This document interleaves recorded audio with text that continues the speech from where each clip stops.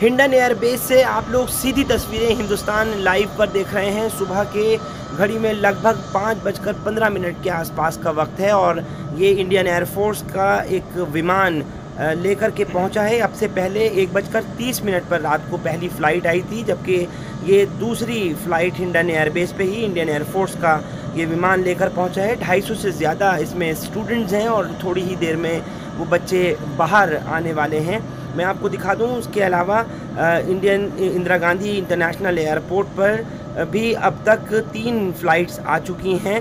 कुल मिलाकर के अब तक 5 फ़्लाइट्स का आगमन हो चुका है। पहली फ़्लाइट इंडियन एयरफोर्स की हिंडन एयरबेस पर ही आई थी 1:30 पर। दूसरी फ़्लाइट 2:30 बजे IGI एयरपोर्ट पर टर्मिनल 3 पर पहुंची। तीसरी फ़्लाइट 3 बजे हिंडन एयरबेस पर। चौथी फ़्लाइट 3:30 बजे इंडिगो की IGI एयरपोर्ट पर। और ये 5वीं फ़्लाइट जिसको आप देख रहे हैं 5:00 का समय और इंडियन एयरफोर्स की ये हिंडन एयरबेस पर फ़्लाइट पहुंची है। अभी 7:20 पर IGI पर और 7:40 पर भी फ़्लाइट वहीं आएगी और फिर एक आखिरी जो फ़्लाइट आनी है वो हिंडन एयरबेस पर यहीं इंडियन एयरफोर्स की आएगी और उसके अलावा बाकी की 4 फ़्लाइट्स और IGI एयरपोर्ट पर सुबह 11 बजे तक पहुंच जाएंगी। सुबह ठीक 9 बजे नवी फ़्लाइट होगी इंदिरा गांधी इंटरनेशनल एयरपोर्ट पर। 10वीं फ़्लाइट 9:05 पर IGI पर। 11वीं फ़्लाइट 9:20 पर और 12वीं फ़्लाइट 11 बजे इंदिरा गांधी इंटरनेशनल एयरपोर्ट पर होगी, जबकि एक फ़्लाइट मुंबई एयरपोर्ट पर भी लैंड करने वाली है। कुल मिलाकर के तकरीबन 1200 से ज़्यादा स्टूडेंट्स और भारतीयों को लेकर के ये तमाम फ़्लाइट्स रात के 1:30 बजे से लेकर सुबह 11 बजे तक लेकर पहुंचने का अनुमान है। जहां एक तरफ अपनों से दूर रहने का गम था, वहीं मिलने की भी खुशी है। देखिए IGI एयरपोर्ट की और हिंडन एयरबेस की तस्वीरें। यूक्रेन के अलग अलग शहरों में ये फंस गए थे भारतीय, और जिस अब गर्मजोशी के साथ हिंदुस्तान की एयरफोर्स इस वक्त इनका गर्मजोशी से इस्तकबाल कर रही है हिंडन एयरबेस पे, जहाँ से आप ये देख रहे हैं हैंगर 1 हैंगर 2 की तस्वीरें। बहुत खुशी के साथ ये लोग यहाँ पर पहुँचे हैं, लेकिन उससे कहीं ज़्यादा गम उन बच्चों का भी है जो इस वक्त अभी भी वहाँ पर फंसे हुए हैं और अपनी जान को जोखिम में डाल करके एयरपोर्ट्स की तरफ तक जाना चाहते हैं। किसी तरीके से बचकर निकलना चाह रहे हैं, लेकिन वो लोग नहीं निकल पा रहे। पूरे अगर कीव की और खार्किव की बात करूं तो बम्बार्डिंग लगातार चल रही है। अभी आपको कुछ ऐसी भी लोगों से रूबरू कराऊंगा जिन्होंने हमको यूक्रेन में ही खार्किव से और उसके अलावा जो सूमी से और पोलैंड से तस्वीरें भेजी हैं, अपनी वीडियोस भेजी हैं। बाकायदा हमको हिंदुस्तान लाइव पर मुझे पर्सनल उन्होंने इसमें मुखातिब होकर के अपने पैगाम भेजे हैं। मैं आपको ये तस्वीरें जो आप देख रहे हैं इंदिरा गांधी इंटरनेशनल एयरपोर्ट की फ़्लाइट से आते हुए, अपने लोगों से मिलते हुए, उन तमाम स्टूडेंट्स की, उन नौजवानों की जो कि फंसे हुए थे अलग अलग इलाक़ों के अंदर, अलग अलग शहरों में यूक्रेन के, जो यहाँ पर पहुँचे हैं। ये मिलने की खुशी देखिए कि किस तरह से यहाँ पहुँच करके अपनों के साथ में इस वक्त खुशी के इस पल को IGI एयरपोर्ट पर ये लोग एक दूसरे के साथ मिल रहे हैं और खुशी के आंसू भी इन लोगों के निकल रहे हैं, क्योंकि जिस तरह से रूस आक्रामक हुआ है और उसने लगातार बम्बार्डिंग की है, मिसाइल्स दाग रहा है, बैलिस्टिक मिसाइल्स तक पूरी तरीके से तैयार। लोगों को इस वक्त उम्मीद नहीं थी कि हमारे अपने इस तरह से पहुंच जाएंगे। ये देखिए तस्वीरें इंदिरा गांधी इंटरनेशनल एयरपोर्ट पर अराइवल्स की हैं, जहां पर ये लोग पहुंचे हैं और अपनों से मिलने का जो इस वक्त इनकी खुशी है, जो मुसर्रत है, उसको ज़ाहिर कर रहे हैं। तमाम भारतीय इस वक्त यही दुआ कर रहे हैं कि जितने भी इस वक्त यूक्रेन के अलग अलग शहरों में और इलाक़ों में हैं, वो वापस अपने अपने घर आ जाएं, अपनी माँओं के पास, अपने घर वालों के पास फिर मिल जाएं।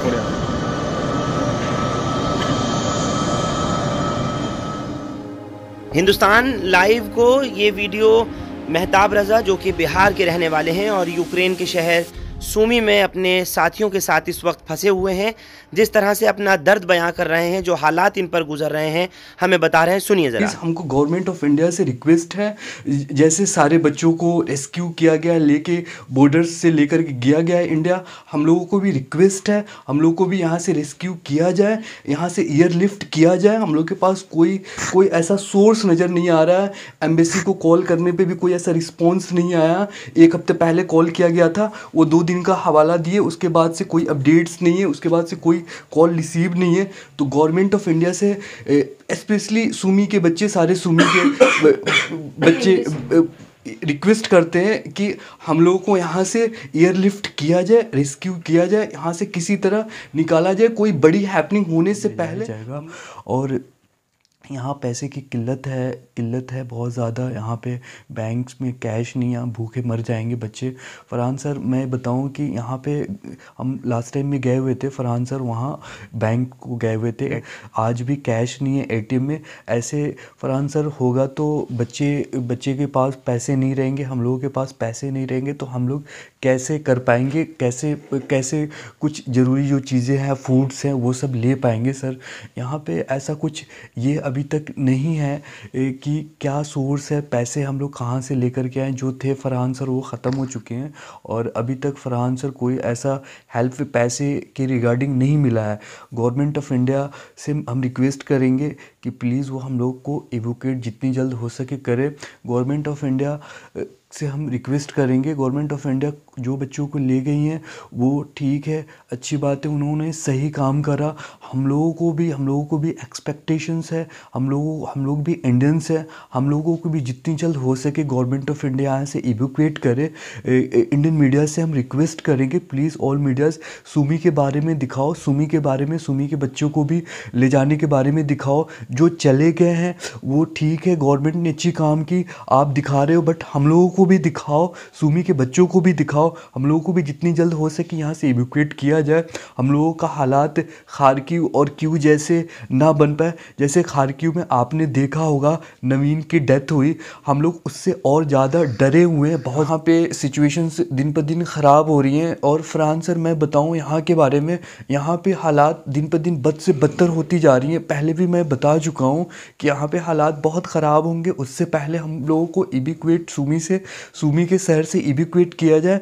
अभी तक एक भी बच्चे को सूमी शहर से एवोक्यूएट नहीं किया गया है, नहीं लेके जाया गया है। फरहान सर, यहाँ पे जो कैश की भी क्राइसिस आ रही है, कैश भी एटीएम्स में नहीं है, हम लोगों के पास भी कैश अब ख़त्म हो रहा है। तो यहाँ हालात, और कैश जब ख़त्म पूरी तरह हो जाएगा और ख़राब हम लोग को की हालात हो जाएंगी। और फरहान सर, मैं बताऊँ, यहाँ स्टूडेंट्स की हैक्टिक ज़िंदगी हो गई है, कभी इधर गन शॉट से, कभी ब्लास्ट, ऐसा लग रहा है कि कब क्या होगा पता ही नहीं। ऐसा एकदम से उलझ से गए हम लोग, अच्छे से सो भी नहीं पा रहे हैं, अच्छे से कुछ नहीं कर पा रहे हैं, बस बेचैनी, एकदम से परेशानी लगा रहता है कि क्या होगा, कब क्या होगा। मैसेज देखते हैं, डिपार्टमेंट का इन्फॉर्मेशन देखते हैं, घबराहट से। अभी तो कोई इन्फॉर्मेशन नहीं है हम लोगों का कि हम लोग कब यहाँ से जाएंगे। कोई डिपार्टमेंट्स की तरफ से, एम्बेसी की तरफ से कोई ऐसा अपडेट्स नहीं है अभी तक कि हम लोग कब जाएंगे इंडिया, कब हम लोगों की एवोकेशंस होंगी। अभी तक कोई अपडेट्स नहीं है, स्टिल अभी तक ऐसा कोई इन्फॉर्मेशन नहीं मिली। जितनी जल्दी हो सके यहाँ से निकाला जाए, बड़े हैपनिंग होने से पहले निकाला जाए। हम लोग ईस्टर्न पार्ट में है, सूमी ईस्टर्न पार्ट में है, जो कि वेस्टर्न पार्ट के बच्चे को ही सिर्फ निकाला जा रहा है। हम लोग ईस्टर्न में है, सूमी के बच्चे को एक भी बच्चे को नहीं निकाला जा रहा है। यहाँ से बॉर्डर्स, जो वेस्टर्न के तरफ जो बॉर्डर्स हैं जहाँ से बच्चों को निकाला जा रहा है, वो यहाँ से 1200-1300 किलोमीटर है, जो कि पॉसिबल नहीं है। हम लोग को पैदल जा कर के ट्रांसपोर्टिंग सिस्टम्स पूरी डिस्ट्रॉय है, क्लोज है, रेलवेज डिस्ट्रॉय है, उसके ट्रैक एंड रेलवे क्लोज है, प्लेटफॉर्म। तो हम लोग के पास कोई ऐसा ऑप्शंस नहीं है कि हम लोग वहाँ तक पहुँच पाएँ। तो गवर्नमेंट ऑफ इंडिया से रिक्वेस्ट है, यूक्रेन की मिनिस्ट्री से बात करें, हम लोगों को यहाँ से एवोक्यूएट किया। पोलैंड से कल हमारे साथ लाइव जुड़े थे शिबली नोमानी। उन्होंने आज क्या अपडेट दी है लेटेस्ट, एक बार शिबली नोमानी को सुनते हैं, जिन्होंने अपना वीडियो हिंदुस्तान लाइव को भेजा है। शिबली लगातार पोलैंड में अपने कुछ साथियों के साथ जो फंसे हुए भारतीय हैं उनकी मदद कर रहे हैं। शिबली नुमानी है, हमारी टीम काम कर रही है। जो यूक्रेन बॉर्डर पर इंडियन कम्युनिटी के लोग फंसे हुए हैं, हम उनको सही सलामत निकाल सकें। अभी जो लेटेस्ट अपडेट आई है वो ये आई है कि सोमी यूनिवर्सिटी कर है रशियन बॉर्डर के पास, उसके अंदर 700 स्टूडेंट है और उनके पास कोई भी हेल्प नहीं जा रही है और उनका कोई ऐसा प्लेटफॉर्म नहीं है कि वो हम हेल्प के लिए कनेक्ट कर सकें।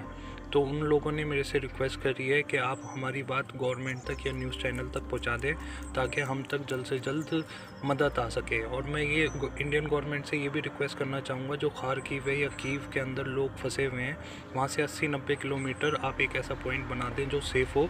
आप सबको ये इंस्ट्रक्शन देखें, उस पॉइंट पे पहुँचे। आप गवर्नमेंट मीटिंग कर रहे हैं एक रशिया और यूक्रेन के साथ और बोल रहे हैं कि हम अपने ट्रांसपोर्ट वहाँ उस पॉइंट के लिए ट्रांसपोर्ट प्रोवाइड करा रहे हैं, तो आप उस पर अटैक या कुछ भी इस तरीके से नहीं करिएगा और जितने ज़्यादा से ज़्यादा लोग हैं वहाँ तक पहुँच सकें और हम कोशिश करें कि हम उन सबको सही सलामत निकाल सकें। जो मेरी टीम है, मेरी टीम के अंदर मैं हूँ, मोहसिन मोहम्मद है और तौसीफ़ अहमद है। हम लोगों का यही काम है कि हम सही तरीके से सबको साथ खैरियत से इंशाल्लाह बॉर्डर क्रॉस करा सकें और उनको सेफ़ जोन में ला सकें और वो सेफ़ अपने घर तक पहुँच सकें। Thank you. गुड इवनिंग, मैं इंडियन स्टूडेंट हूँ। मेरा नाम शाखमरी शामलुमने पाटिल है। I am from Petro Mohyla Black Sea University. हम ये 3 दिन से हमले चल रहे हैं और हम स्टक है बंकर में from past 3 days। We can't even move. हमारे यहाँ पे फूड नहीं है, पानी नहीं है, ना ही हम घर वालों से कांटेक्ट कर पा रहे हैं।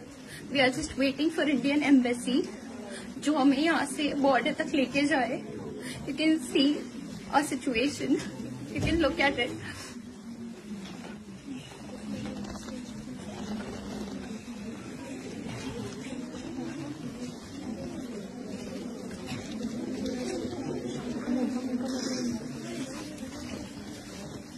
मेरा नाम पुलकित श्रीवास्तव है। मैं टेर्नोपिल नेशनल मेडिकल यूनिवर्सिटी में पढ़ता था और फिर अभी हम रोमानिया बॉर्डर पे हैं, लेकिन फिर यहाँ पे इवैक्यूएशन का कोई ऐसा सीन ही नहीं है। हमें बोला गया था कि हम रोमानिया बॉर्डर पे हम यहाँ पे आए, तो हम कल सुबह 3 बजे से यहाँ पे फंसे हुए हैं और अभी शाम के 7 बज रहे हैं। और आप सिचुएशन देख सकते हैं, सिचुएशन क्या है यहाँ पे, बहुत ज़्यादा खराब हो रही है। यहाँ पे काफ़ी ज़्यादा स्टूडेंट है, काफ़ी ज़्यादा यहाँ पे यूक्रेन लोग भी है, काफ़ी इंडियन स्टूडेंट भरे पड़े हैं। यहाँ पे 5000 प्लस स्टूडेंट हैं, देख सकते हो कितनी भीड़ लगी पड़ी है। 5000 प्लस लोग यहाँ पे खड़े हुए हैं, लेकिन यहाँ पे हमारे एम्बेसी का एक स्टाफ नहीं है। जो एम्बेसी से हमें नंबर्स मिले थे, उन नंबर पे कॉल करने पे वो लोग हमें कुछ ना ही कोई जवाब दे रहे हैं और ना ही कोई मैसेजेस का रिप्लाई हो रहा है। ये बोला गया था कि एम्बेसी यहाँ पे होगी और हम लोग को पास कराएगी, बॉर्डर पास कराएगी, लेकिन एम्बेसी का कोई भी मेंबर जो है यहाँ पे दिख नहीं रहा है। कल सुबह 3 बजे से हम लोग खड़े हैं और यहाँ अभी तक हम लोग बॉर्डर पास नहीं कर पाए। उनको कितना भी बोलो गिरा हो, लेकिन ये लोग गेट खोल नहीं रहे हैं। इंडियन गवर्नमेंट की तरफ से हमें कोई हेल्प नहीं है। ये सारी बातें केवल हम लोग फंसे हुए हैं, कोई हेल्प जो नहीं हमारा हालत है -5 अभी यहाँ पे टेम्परेचर हो रहा है, लेकिन फिर भी ठंड बढ़ रही है, लेकिन यहाँ पे किसी को कोई लेना देना नहीं है हमसे। क्या करे, लाचार सब न्यूज लाचार बने। मेरा नाम फैसल है, मैं बिहार के मोतिहारी डिस्ट्रिक्ट से हूँ। यहाँ पे हमें सुमी में सोडा वाटर पीना पड़ रहा है या नल का पानी, क्योंकि हमारे पास पहले हम इसका 25 लीटर का बोतल है, ये हम लेकर 2 दिन 3 दिन चलता था, ये पीते थे। ये फिल्टर पानी होता था, पर इसका सप्लाई बंद होने के कारण अब हमने कुछ ATV से ऐसा बोतल फिल्टर पानी का लाया, पर ये आज ख़त्म है। और मुझे कल एक बोतल पानी कुसुम फार्मेसी की तरफ से फ्री में मिला था, ये भी ख़त्म है। अब हमारे पास सिर्फ कुछ 2 बोतल सोडा वाटर बचे हैं। ये टेस्ट अजीब सा टेस्ट है पीने में, और कुछ पानी, या तो अगर ये सोडा वाटर भी ख़त्म हो जाए तो मुझे नल का पानी पीना पड़ेगा। नल के पानी पीने से सबसे बड़ा प्रॉब्लम ये है कि टाइफाइड होने का डर होता है,